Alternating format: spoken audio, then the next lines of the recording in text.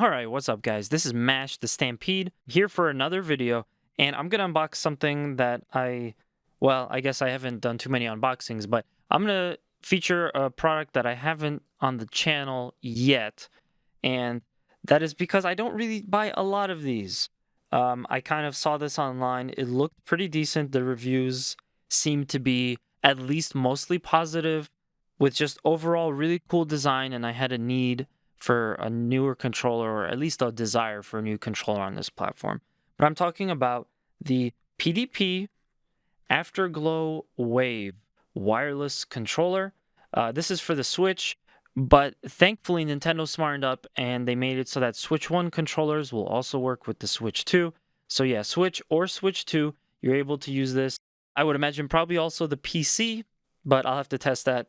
But yeah, this is a special wireless controller that has multiple RBG zones, if you're into that, which to me, it is what it is, but it does end up making this controller look very unique and have a pretty cool design. It also has mappable buttons in addition to the buttons that are underneath the handle, which I don't actually have any of those for the Switch, so that's kind of something I'm also interested in as well. And this one does motion control too. So we're going to take a look at the back real quick. It's going to give you all of the information about again, this is the black color Afterglow Wave.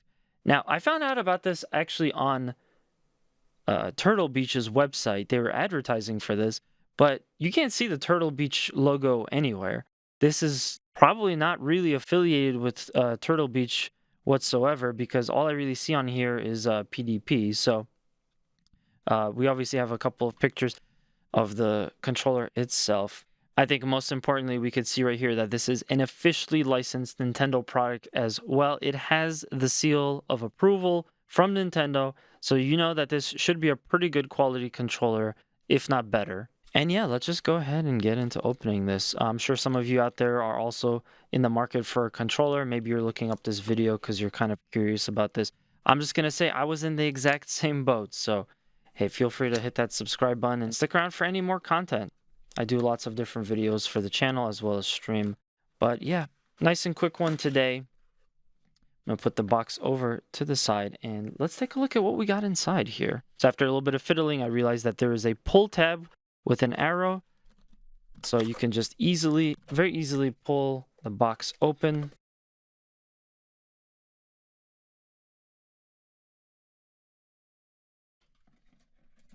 But yeah, there's the controller. Obviously, you see you get a USB-C wire that comes with it.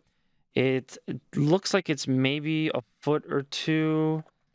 This might just be for charging. Yeah, the box says it's a 3.3 foot cable. So you're not really going to use this to connect it, especially if you're sitting far from the TV like I am. But they gave you something nonetheless in case you wanted to charge it. I actually have a much longer cable here to the side, so maybe I'll just end up keeping this one on my table for when I'm charging things. Nothing else in the cardboard. Oh man, I'm glad that I get a chance to finally hold this. I've been in the market for a really good Switch controller for a while, and just immediately my first impression is that this is a super sleek controller. The design looks way better than the controller that I had before, which is it's the $10 Power A controller. That's the one that I've been using mostly. It feels already much better quality. So if you're upgrading for that, yeah, you're definitely upgrading. And oh, right there, we already have the RGB. I guess it had a little bit of charge to it. It's obviously looking to connect. But yeah, if you wanted to get a good look at the RGB, this is what it looks like when it's activated. And I'm not like crazy or anything about RGB, but you know what? Once in a while, even I could kind of get behind something like that. So when we went to Too Many Games, there was a booth that had a crap ton of these different controller tops. So I will definitely put on at least one or two of these. I don't know if I will use Chief Wiggum. I might swap these out for something different, just depending on how they feel. But for now, I'm going to go with Sackboy. It's going to be a little bit ironic, maybe even a little bit sacrilegious. But yes, I'm going to use the Sackboy ones for the time being. PlayStation mascot on a Nintendo product. I don't care. There we go, much better. The reason I like to put these on is because it just protects them. Again, I might not keep Sackboy. Looking at it, it does look a little bit on the ridiculous side, but yeah, so you have your regular face buttons, X and Y, A and B. You have plus, the home button, the minus button, the share button, a D-pad, which feels all right. Feels, I would say, pretty standard. Decently sturdy. Again, the analogs feel good. Good button press on the analog as well. And I also like the feel of the shoulder buttons is good. I don't like the bottom shoulder button, which would be the ZR, the LR on the Power A controller that I have. These feel way better. They're kind of like curved up a little bit, which I like. So it almost feels like your finger doesn't have to travel as far to get there. And on the back, like I said, there are these 2 additional buttons. I'm gonna have to look up the instructions to figure out, but you're supposed to be able to map to these 2 buttons additional functions, which would be great because most games don't typically use these because the Switch controller doesn't have these buttons by default. So that gives you just an extra button to map to. It's super convenient to have a button like that because you already basically have at least your middle finger, maybe some people the ring finger up there. So they're already in the area. It's a quick button press. I'm definitely going to have to do a bunch of testing with this.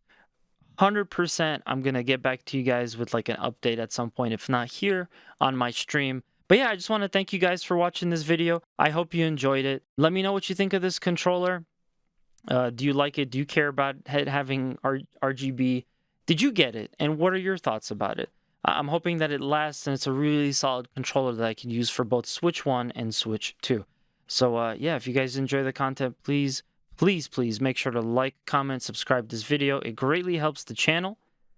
And you can also catch me streaming live on Tuesdays and Thursdays. I do all sorts of variety of different games like indie games, retro, RPG, in addition to some race sim stuff. But yeah, thanks for watching. I'll see you next time.